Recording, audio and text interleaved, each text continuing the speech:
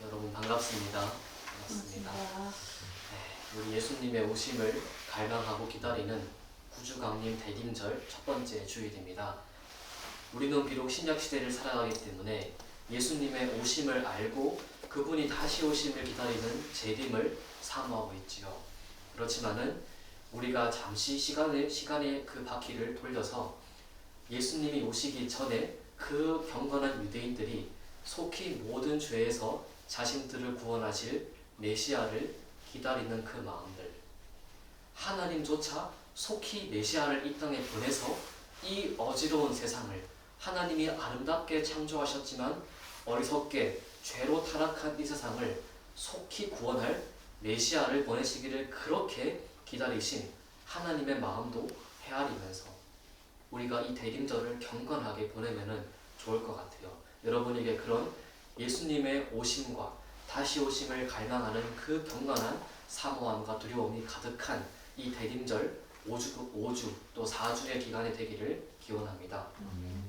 우리는 오늘 2장을 마무리하게 됩니다.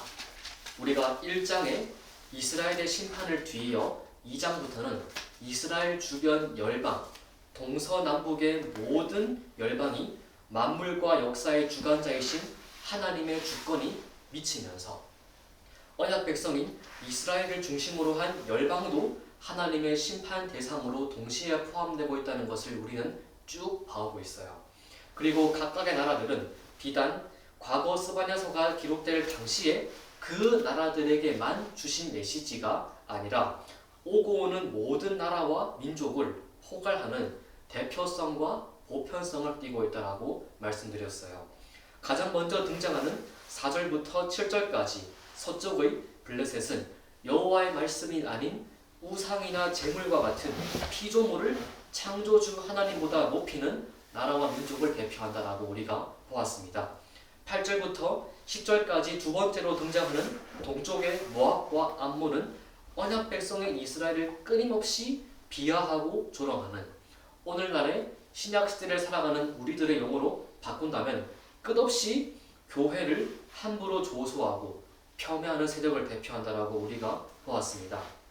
더불어 저번 시간에 보았던 남쪽의 구스는 그 다른 나라들과 달리 심판의 메시지가 12절로 단 한 줄이고 그 상세한 죄목도 비교적 명확하게 드러나지 않기 때문에 우리에게 의문을 던지고 있지만은 여러분, 이들조차도 어머니의 모태로부터 원죄를 가지고 태어난 죄인이기 때문에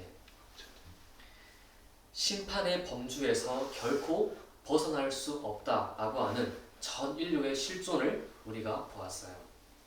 그리고 오늘 우리는 마지막으로 등장하는 북쪽의 아수르, 이 아수르를 보고 다시 거슬러서 11절을 보고 11절을 짧게 본 후에 우리가 2장을 마무리하려고 합니다. 사실 이 눈치를 채신 분이 계실지 모르겠지만은 본문 순서상 11절을 먼저 하는 게 맞는데 제가 일부러 마지막에 보려고 뒤로 뺐어요. 그 이유는 제가 나중에 11절을 마지막에 짧게 다룰 때 한번 말씀드리려고 합니다.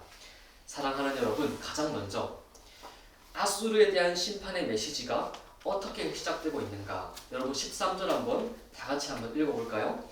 여호와가 북쪽을 향하여 손을 펴서 아수르를 멸하며 니느웨를 황폐하게 하여 상아같이 멸망하게 하리니. 여러분, 이스라엘 북쪽에 위치한 대표적인 나라로 아수르, 우리가 흔히 세계사에서 아시리아라고 불리는 나라가 등장하고 그 수도였던 니느웨가 함께 등장하고 있습니다. 이 아수르는 창세기 10장에 보면 노아의 첫째 아들인 셈의 후손으로 등장하는 인물인데 그 연원이 상당히 오래된 민족임을 알 수 있어요. 아수르라는 이름의 조상이 등장한 이래로 이들의 후손들이 지금의 이라크는 이라크 지방의 그 티그리스 강변 근처에서 군락지를 이루어서 작은 나라를 이루고 살았습니다. 주전 8세기 중반부터 7세기 중반까지 약 100년 정도의 기간을 학자들은 보통 아수르의 최고 전성기였다라고 평가합니다. 이 기간 동안에 강력한 정복 군주들이 등장해서 남쪽으로 군대를 몰고 왔고 우리가 잘 알듯이 주전 722년에 이 사르곤 2세, 아수르의 왕이었던 사르곤 2세 왕에 의해서 북왕국 이스라엘의 수도인 사마리아가 함락되면서 북왕국이 사라지게 됩니다. 그리고 그 사르곤 2세의 아들이 구약에 나오는 산헤립, 그 산헤립 왕이 사르곤 2세의 아들인데 그 산헤립이 더 남쪽으로 진군해서 주전 701년경에 히스기야 왕의 남왕국 유다를 침략했어요. 그렇지만은 그 유다를 침공하고 예루살렘을 포위했지만은 그 히스기야의 간절한 기도와 하나님의 보호와 개입 그리고 도우심으로 산헤립은 기적적으로 군대를 돌리게 됩니다. 이후 그는 수도를 니느웨로 천도했는데 그 이후에 우리가 알듯이 열왕기하 19장에 나오는 것처럼 신전에서 자신의 아수르의 주상의 그 신을 산헤립이 분양하다가 두 아들에게 피살됩니다. 그리고 그 후에 등장한 그 후에 즉위했던 왕이 에살핫돈이라는 왕인데 이 에살핫돈의 왕의 통치 시기가 아수르 황금기의 가장 또 피크 절정을 이루는 시기였어요. 이 에살핫돈은 아수르 역사상 유례없는 강력한 군주로서 히스기야 이후 므낫세 시기에 속국으로 조공을 바치던 그 남유다를 넘어서 애굽으로까지 진격했고 당시 애굽을 식민 통치하던 우리가 지난 시간에 봤던 이집트의 25 왕조였던 구스 그 쿠시 왕국을 몰아내고 아수르의 꼭두각시 정권인 26 왕조를 정립하는 데 성공한 사람이 요 에살핫돈이라는 사람이에요.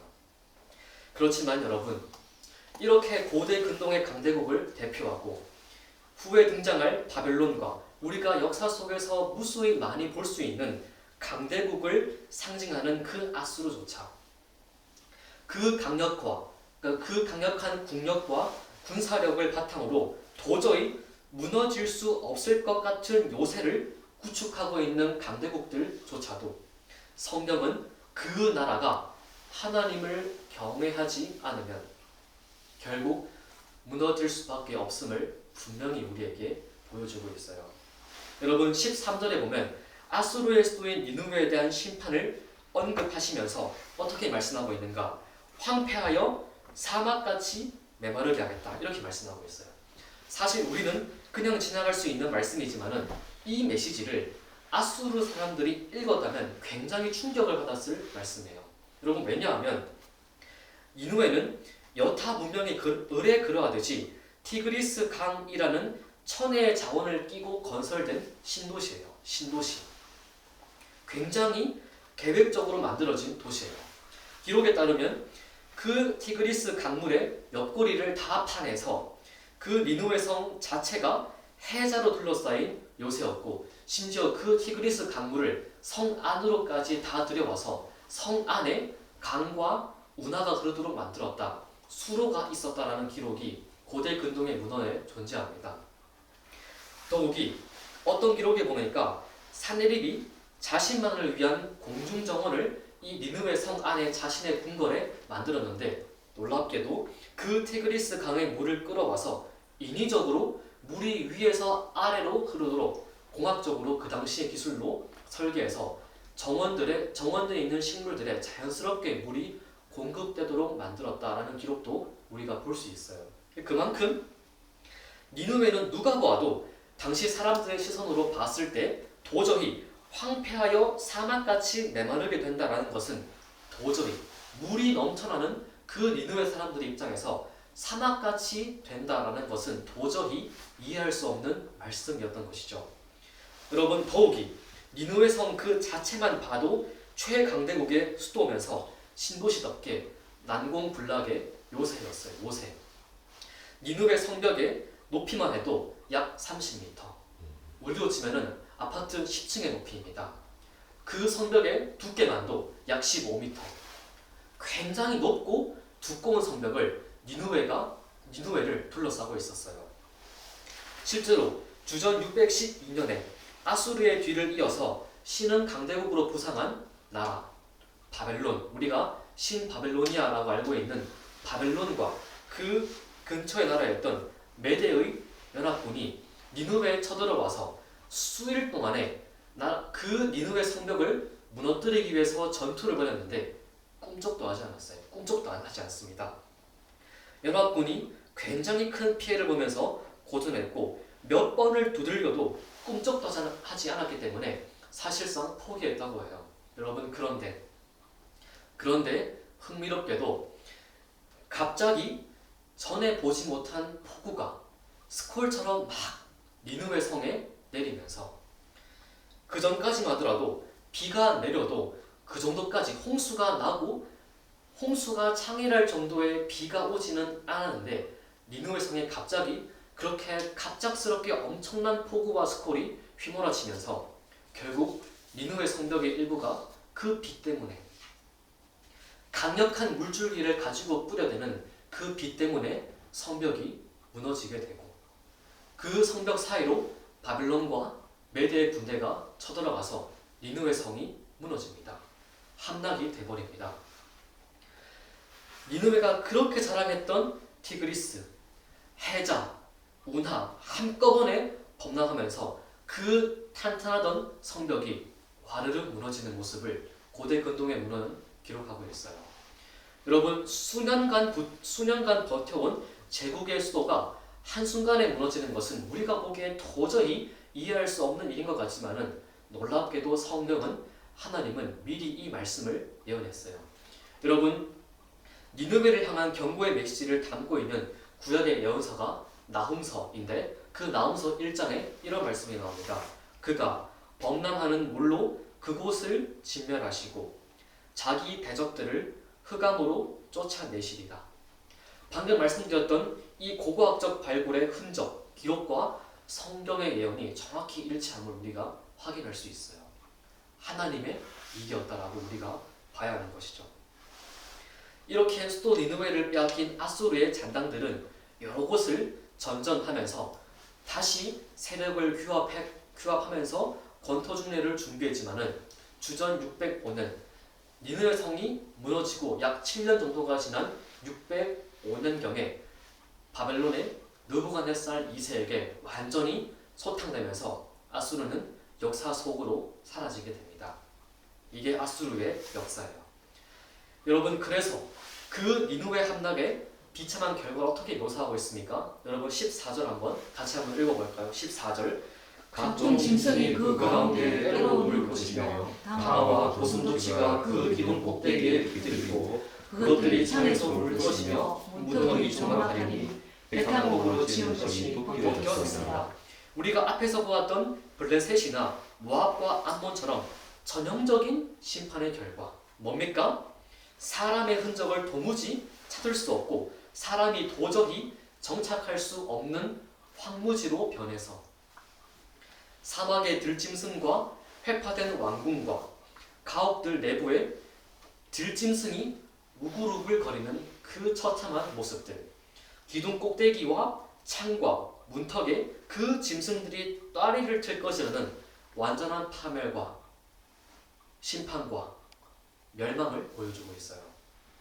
특별히 하반절에 나오는 백향목, 이 백향목은 고대 근동에서는 아주 단단한 건축 자재의 대표적인 이 자재였어요. 자재. 그래서 주로 저 이스라엘 북부에 있던 레바논, 지금의 레바논 지역에서 주로 재배가 되던 나무인데 좋은 향을 가지고 있었고 해충에도 강했고 수명도 굉장히 길었기 때문에 많은 곳에 쓰인 자재였고 솔로몬 왕도 우리가 성경에 보면 알겠지만은 성전과 또 왕궁을 건축할 때 레바논에서 수입된 백향목을 가지고 건축했다라고 우리가 성경을 통해서도 볼 수 있어요. 그 위엄과 힘과 영광을 상징한 백향목조차 니느웨를 그렇게 아름답게 수놓았던 백향목조차 다 벗겨지는 처참한 광경을 묘사하고 있는 것이죠. 사랑하는 여러분, 니느웨의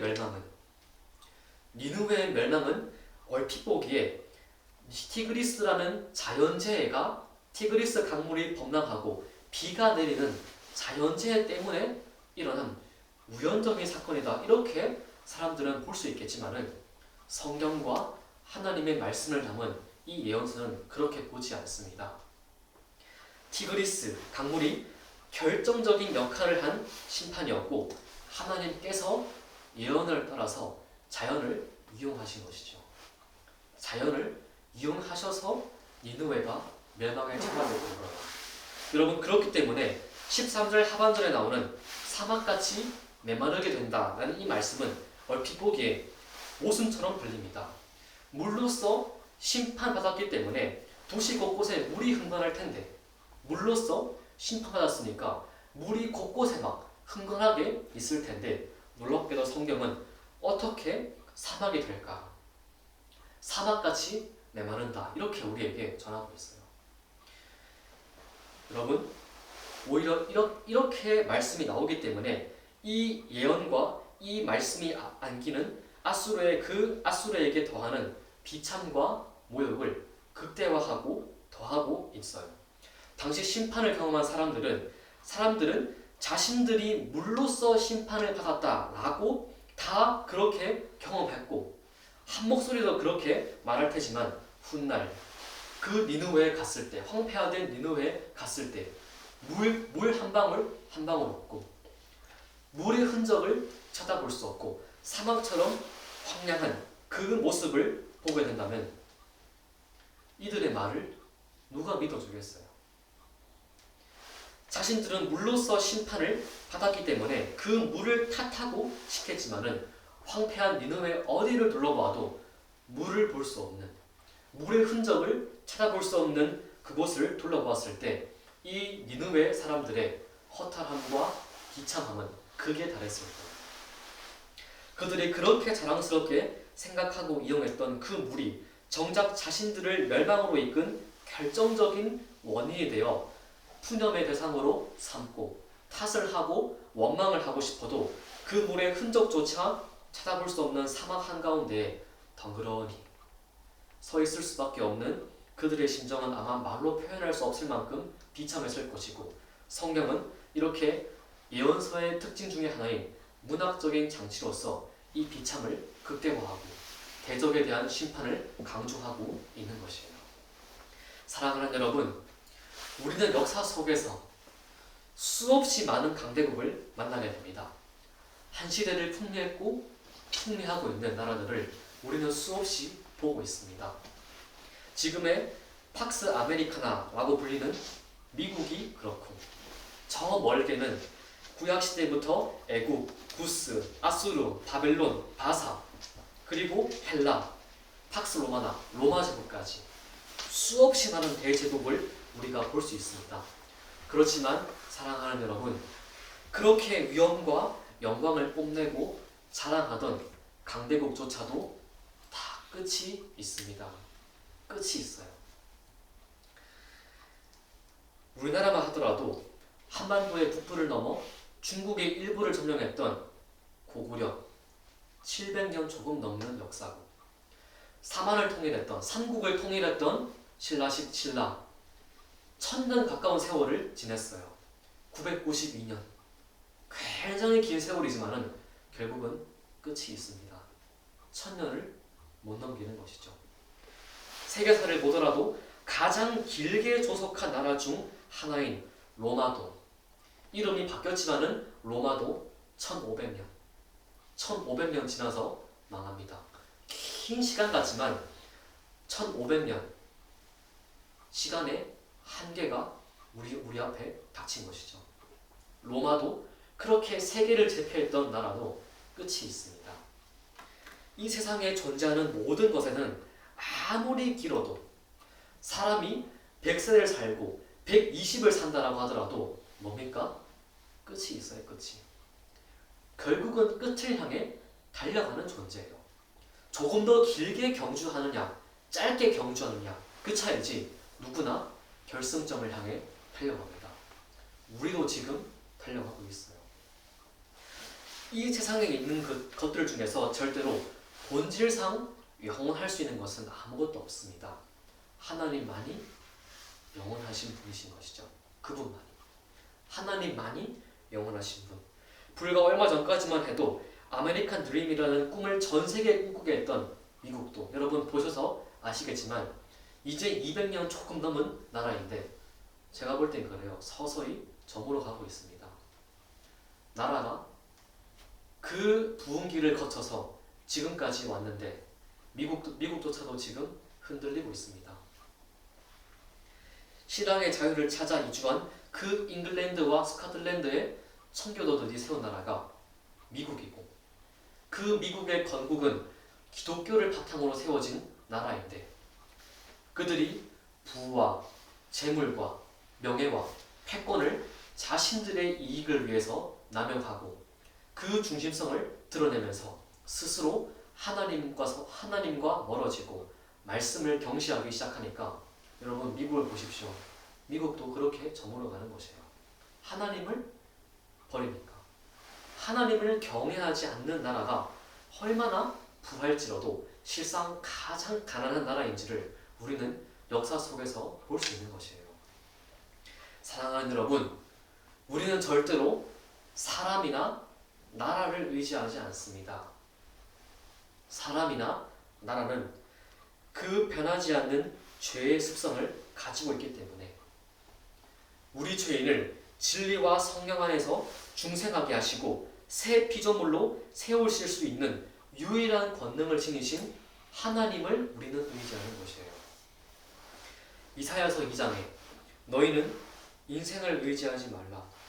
그의 호흡은 코에 있나니 생활 가치가 어디 있느냐. 사람이 그 자체로 가치가 없다, 사람 자체가 쓸모없다, 이런 말을 하는 게 절대로 아니에요. 사람은 하나님의 형상과 모양대로 지음받은 만물의 영장이고 이 땅을 다스리는 하나님의 대리자로서 아주 고귀하고 아주 소중한 존재다. 성경은 그렇게 말하고 있지만은, 여러분, 그렇지만은 믿음을 가지고 의지할 대상은 아니다라는 거예요. 믿음을 가지고 사람이 호흡에 끊기면은 다시 흙으로 돌아갈 수밖에 없는 유한한 존재이기 때문에 의지할 대상이 되는 것이 아니라 오히려 타락하기 때문에, 죄와 허물이 그득하기 때문에 사랑으로 보듬고 가려주고 덮어주고 용서해야 하는 대상인 것이죠. 북이스라엘도 남유다도 그렇게 시대의 정서를 따라 강대국에 조공을 바치면서까지 그들의 나라의 일신을 안위를 지키려 했지만은 그 결과가 뭡니까?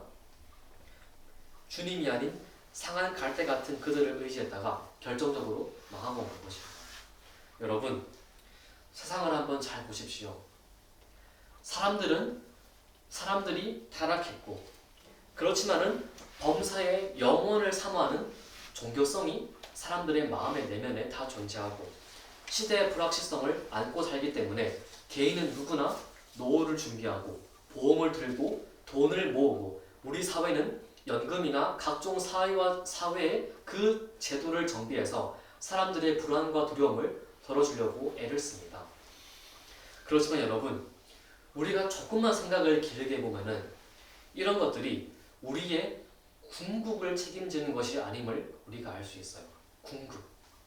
이 땅에서 잠시 유효한, 눈을 뜨고 있고 심장이 뛰는 70년, 80년의 시간 동안만 유효하지, 순간에 유효하지, 영원의 궁극에 유효한 것이 아님을 우리가 알 수 있어요. 여러분, 전 세계적으로 주식시장이 화랑을 이루니까 너도 나도 사람들이 투자 열풍에 뛰어들고 있어요. 주식시장이 타오릅니다.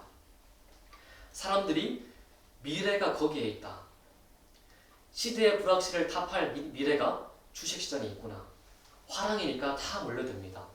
여러분, 주식이 오르기만 합니까? 주식은 오르기만 하는 게 아닙니다. 여러분, 제가 경제를 좋아하기 때문에 경제 라디오를 매일 듣는데 늘 하는 말이 21세기에 들어서만 10년에 한 번꼴로 글로벌 경제위기가 찾아와요. 10년에 한 번꼴로. 10년에 한 번꼴로 주식은 폭락합니다. 코로나가 그랬고, 2008년이 그랬고, 2001년이 그랬고, 사람들은 자꾸 영원히 아닌 것들에 영원히 있다고 착각해요. 하나님이 그런 것들을 우리에게 주신 것은 건강하게 사용하고 우리가 건전한 욕구를 가지고 사용하라고 주신 것들인데, 하나님께서 주신 그런 목적을 보지 못하고 사람들은 순간적인 것에 영원을 담보하려고 해요. 참 어리석은 것이죠. 아이러니하게도 사람들은 정말 중요한 것, 영원하고도 정작 가장 중요한 썩지 아니할 것에는 관심을 두지 않아요. 이 땅에서. 이 땅에서의 짧은 삶은 전부가 아니라 영원한 세계가 존재한다고 성경은 분명히 말하고 있고, 사람들도 내면에 그 일반 계시로서의 은총을 받았기 때문에 다 알고 있어요. 어렴풋이나마 알고 있습니다. 그럼에도 불구하고 사람들은 정작 하나님의 뜻과 정반대로 영혼을 준비하는 게 아니라 뭘 준비합니까? 순간을 준비합니다. 순간을. 이런 것들이 필요 없다는 말이 절대로 아니에요. 필요합니다.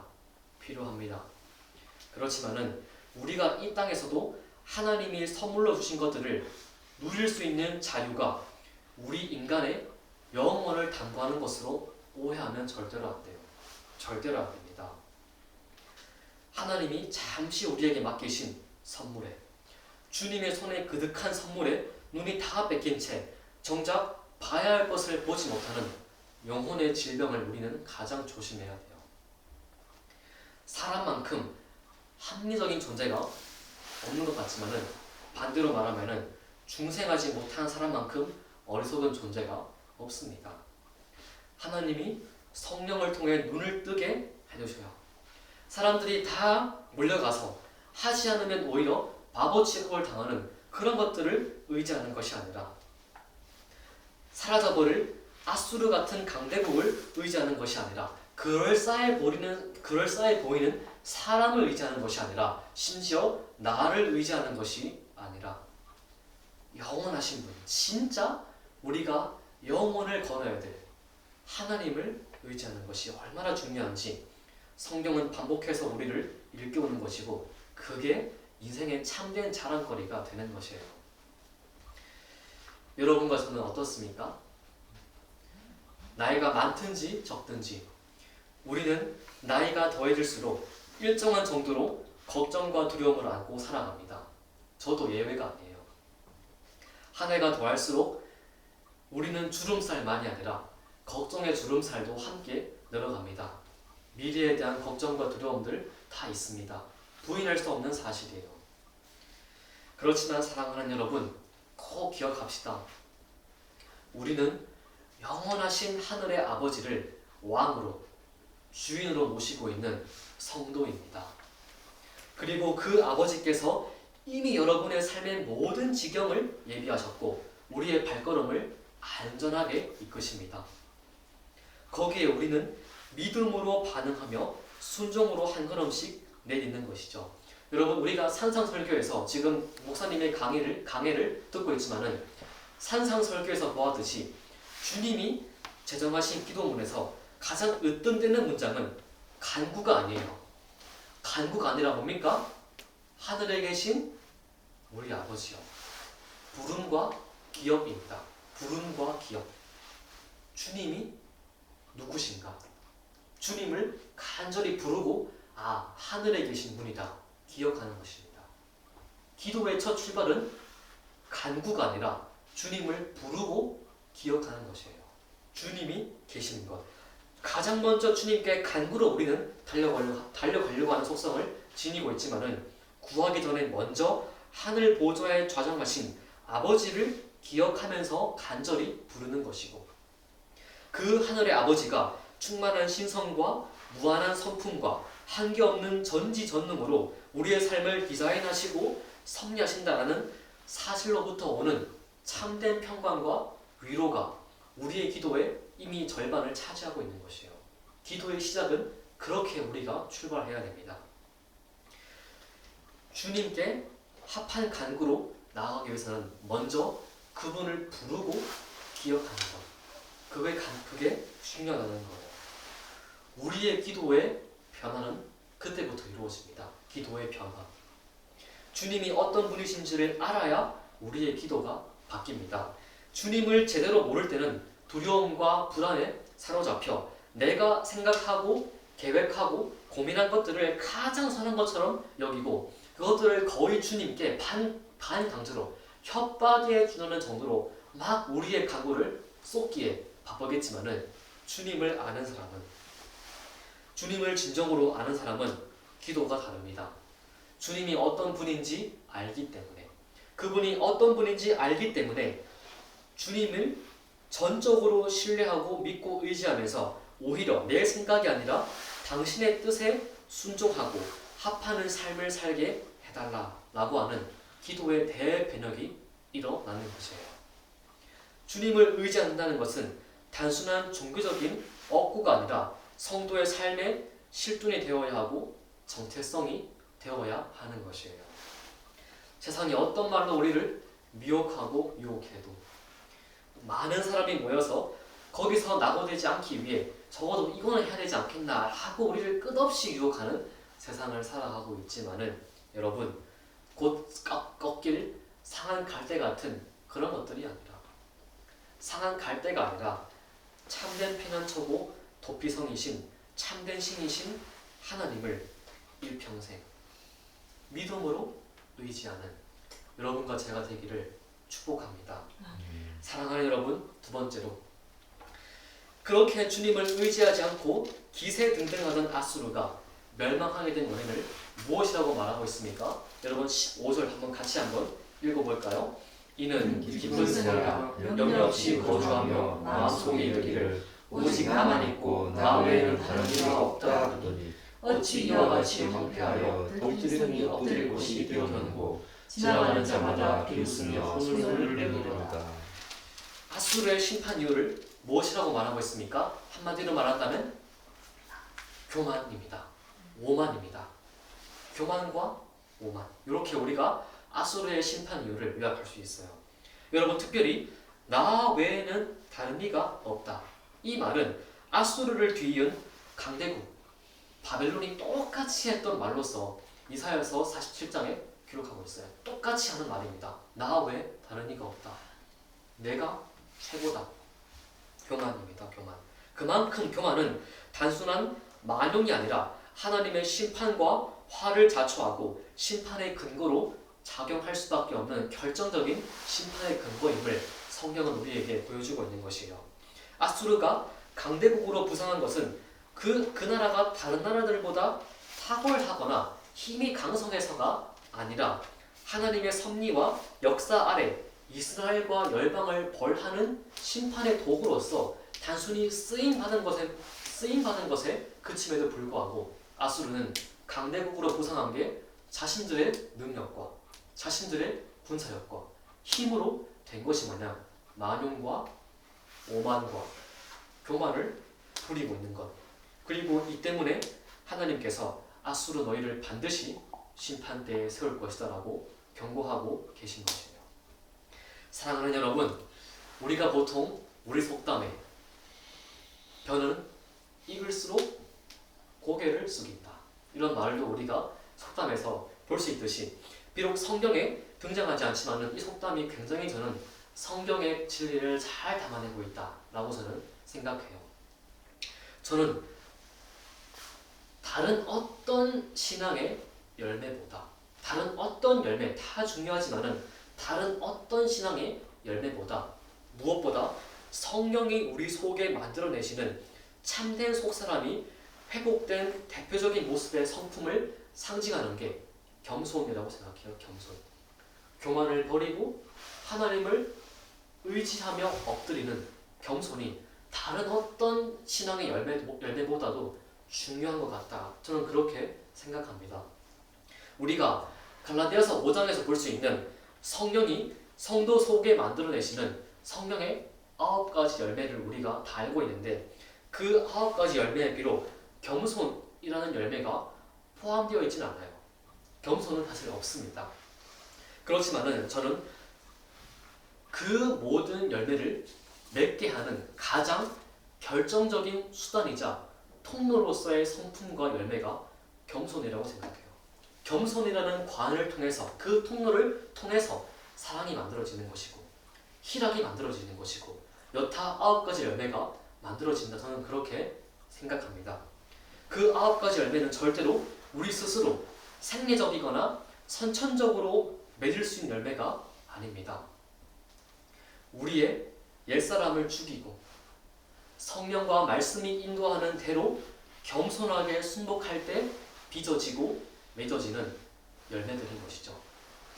주님이 우리 안에 만드시는 열매는 절대로 우리의 본능대로 맺히는 열매가 아니기 때문에 반드시 엎드리고 우리의 마음에 그 무릎을 낮추고 마음의 무릎을 꿇고 우리의 생각과 목소리를 낮추고 주님의 음성과 뜻에 귀와 마음을 기울이는 겸손이 반드시 필요합니다. 단순히 겸손이라는 것이 성품의 문제로 끝나는 것이 아니라 겸손으로 믿음이 역사해서 겸손을 통해서 믿음이 흘러가서 주님이 원하시는 새 사람으로 빚어져 성화의 구원을 이루는 것. 저는 이것이 성화의 본질 중에 하나라고 저는 생각합니다. 그래서 4세기의 신학자인 교회의 성자라고 할 수 있는 아고스티누스, 그 어거스틴이라 불리는 아고스티누스도 기독교인이 갖춰야 될 덕목이 무엇입니까? 라고 여쭈었던 그 제자의 질문에 다른 말 아무것도 하지 않고 얘야, 첫째도 둘째도 셋째도 겸손이다. 이 말을 했다고 해요. 그리고 아고스티누스는 교만을 모든 죄의 근원이고 심지어 불신자의 표본이다. 이렇게 말했다고 합니다. 여러분, 세상은 절대로 겸손을 미덕으로 여기지 않습니다. 우리가 가만히 보면 알겠지만은 세상은 겸손을 미덕으로 여기지 않아요. 사람들이 칭찬을 들을 때 손사래를 막 치면서 뭐 별 말씀을 이렇게 반응하지만은 죄로 물들고 타락한 인간의 종교성은 범사의 자기 중심성을 드러내기를 추구하기 때문에 적극적으로 어떤 식으로든 자신의 일을 남들이 알아주기를 소원하는 것이고 특별히 이렇게 핸드폰이 소셜미디어가 발달한 시대는 오히려 자기 PR 시대, 자기의 가진 것들, 자기의 능력을 마음껏 사람들에게 드러내고 과시하고 전파하는 것을 더욱더 미덕으로 여기는 시대가 지금 시대예요. 그렇기 때문에 세상은 본질적으로 겸손을 원하지 않습니다. 오히려 겸손을 부리면 외식이다, 가식이다, 은근히 그 사람을 비난하고 뒷담합니다. 세상은 힘이 있으면은 과시하고 드러내는 것을 고대로부터 선이다, 최고다 라고 여겨왔고 플라톤을 정점으로 하는 헬라 철학은 남성성을 대표하기 때문에 힘과 지식과 권력을 과시하는 것을 오히려 철학은 미덕으로 여겼어요. 미덕으로. 철학도 겸손을 미덕으로 여깁니다. 죄송합니다. 교만을 미덕으로 여겼어요. 철학도. 그렇지만 사랑하는 여러분, 기독교는 우리가 믿는 복음은 전혀 다른 말을 합니다. 기독교가 말하는 겸손은 오히려 그리스도인으로서 마땅히 나타나야 하고 나타날 수밖에 없는 성품의 변화요 핵심이라고 말하고 있어요. 심지어 우리 구주 예수님조차도 완전한 겸손과 순종으로 이 땅을 사셨고 그분의 일을 하셨음을 우리는 볼 수 있잖아요. 성부와 성령 하나님과 위격만 다를 뿐 전혀 성품과 신성에서 차이가 없으심에도 불구하고 동일한 본질을 지니신 분임에도 불구하고 완전한 하나님이심에도 불구하고 철저히 성자는 성부 하나님께 철저하게 순종하는 삶을 하셨기 때문에 우리 사람은 피조물이고 우리는 피조물에 불과하고 우리는 하나님과 다른 존재이기 때문에 질적으로 완전히 다른 존재이기 때문에 우리에겐 당연히 겸손과 엎드림과 낮아짐이 필요한 게 맞지만은 여러분 예수님은 다르잖아요. 예수님은 하나님이시고 성품과 신성에서 차이가 없는 분이심에도 불구하고 그 예수님조차도 성부 하나님께 늘 엎드리고 겸손을 구하고 이 땅에서 인성을 지니신 그분이 늘 하나님께 성부께 여쭈는 모습을 우리는 복음서를 통해서 볼 수 있어요. 여러분 이 사실을 오해했던 4세기의 신학자 아리우스, 여러분이 한 번쯤은 들어보았을 아리우스라는 사람이 등장해서 이 사실을 오해해서 삼위일체를 말할 때 종속론이다. 종속. 성부가 성자가 종속의 주종의 관계이다. 이렇게 오해했어요. 그래서 아리우스가 말하기를 성부 하나님이 유일한 하나님이시고 성자 예수님은 창세 전에 성부로부터 창조된 피조물로서 그분이 성육신 후에 세례를 받으실 때 그때야 비로소 성령이 임하심으로 인간보다는 조금 낫지만 하나님보다는 조금 열등한 중간에 끼인 존재가 되었다라고 아리우스는 구주를 그렇게 묘사했지만은 여러분 우리는 절대로 그 설명을 받아들일 수가 없습니다. 성경은 예수님을 분명히 완전한 하나님이라고 계시하고 있어요. 우리 정통 기독교는 믿음의 선배들이 4세기에 니케아 신경에서 정립하고 17세기에 우리가 보고 있는 웨스트민스터 신앙고백서에서 확정했듯이 성자 예수님을 말할 때 성부와의 관계성 속에서 영원히 나시고 있다라는 사실을 고백합니다. 신비이죠, 신비. 영원히 나시고 있다. 예수님은 성부로부터 창조된 피조물도 아니고 더더욱 성부보다 열등한 존재가 아니라 삼위 하나님과의 관계와 그 사역의 관계 속에서 성부와 성자로 성경은 계시하고 있어요. 그렇게 사역적 관계에서 철저하게 성자는 히브리서가 말하듯이 성육신과 십자가로 요약되는 고난으로 순종을 배우신 그 성자께서 성부 앞에 늘 겸손하셨던 거고 예수님은 그 공생의 기간 동안에 당신의 뜻과 임의대로 사역하시는 것이 아니라 날마다 기도의 자리를 지키시면서 감람산, 그분의 기도의 처소인 감람산으로 늘 올라가셔서 하나님의 뜻을 여쭈었고 주님의 그 죽음, 절정이라고 할 수 있는 그 십자가의 죽음은 할 수만 있다면 고난의 잔을 옮겨주시기를 요청했지만은 사랑하는 여러분, 요청하셨지만은 그것이 삼위 하나님이 함께 체결하신 언약의 요구이고 성부가 성자를 향한 뜻이었기 때문에 예수님은 담대하게 십자가 우리 위하여 지신 것이죠. 사랑하는 여러분, 여러분은 어떻습니까?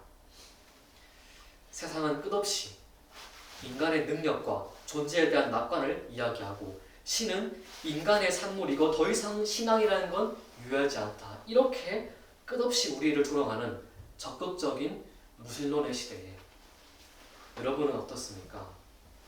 그저 기독교라는 종교를 가지고 있으니까 겸손이라는 이 성품도 도덕이나 미덕처럼 여기면서 살진 않습니까?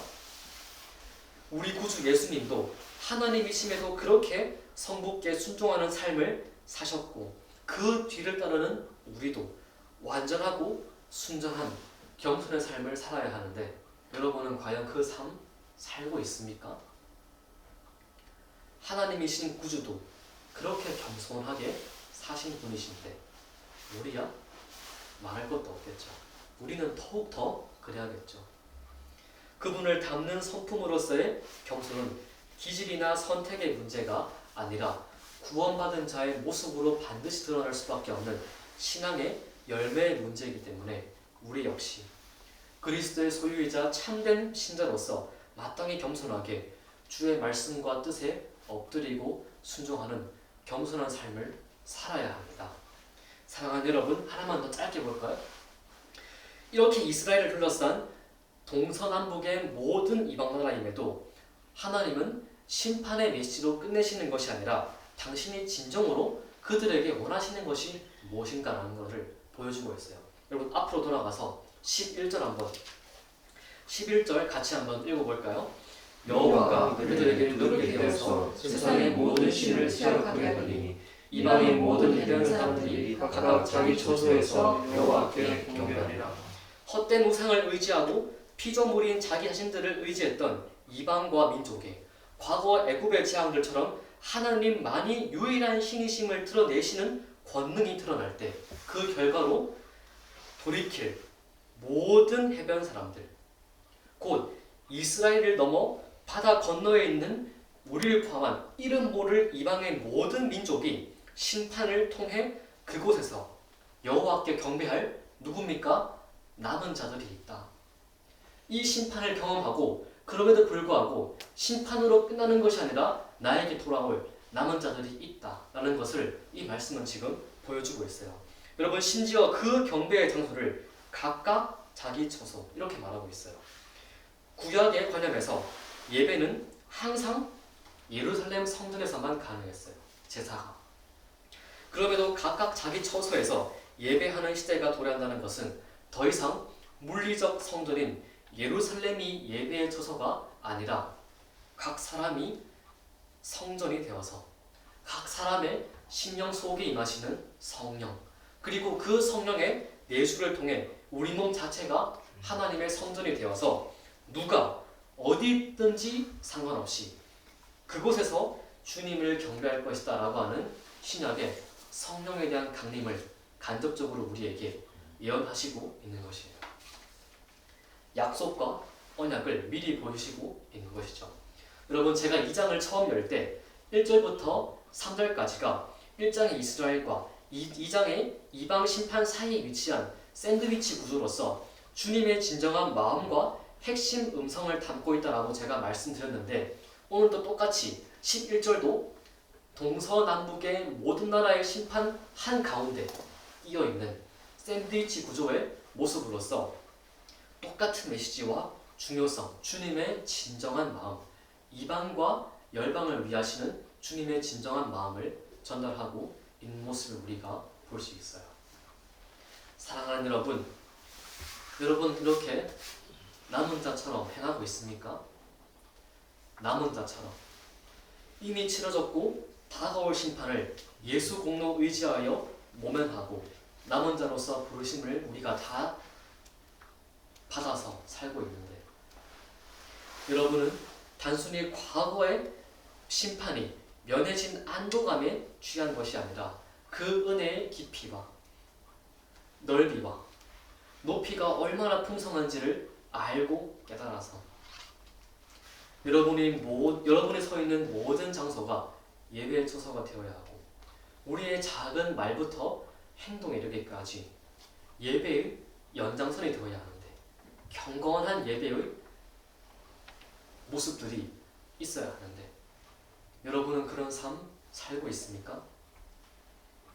한 사람도 빠짐없이 사람을 이렇게 하늘처럼 여기는 시대에 함부로 자신을 앞세우지 않고 은혜의 성령의 인도를 따라서 겸손하고 남은 자로서의 합당한 예배와 열매가 드러나서 우리가 받은 이토록 큰 구원을 등한히 여기지 않는 여러분 모두가 되기를 간절히 기원합니다. 기도하겠습니다. 거룩하신 하나님 아버지, 세상은 너무나 많은 사람들에게 우리를 믿어라, 저거를 믿어라 끝없이 사람들을 미혹하지만은, 오 주님, 우리는 알고 있습니다. 이 세상에 의지할 곳은 주님 한 분밖에 없다. 주님의 품이 진정한 우리의 위로이고 안식처이다라는 사실을 우리가 이미 알고 있습니다. 이 사실을 굳게 붙잡고 걸어갈 수 있도록 담대함을 허락하여 주시옵소서. 우리의 신앙의 무릎을 날마다 엎드리고 겸손하게 주의 음성을 듣게 하여 주옵시고, 우리에게 늘 날마다 말씀하시는 주의 음성에 거스르지 아니하고 겸손하게 우리의 힘과 능력이 아니라 주님의 힘과 능력이 우리를 소생시키고 살리시오니, 주님을 겸허히 인정하고 엎드리면서 우리가 날마다 주의 음성과 주님의 뜻에 순묵하는 삶, 예수님처럼 그런 거룩하고 성결한 삶 살아갈 수 있도록 우리 모두가 그렇게 남은 자처럼 살아갈 수 있도록 인도하여 주시옵소서. 예수님의 이름으로 기도하옵나이다. 아멘. 아멘.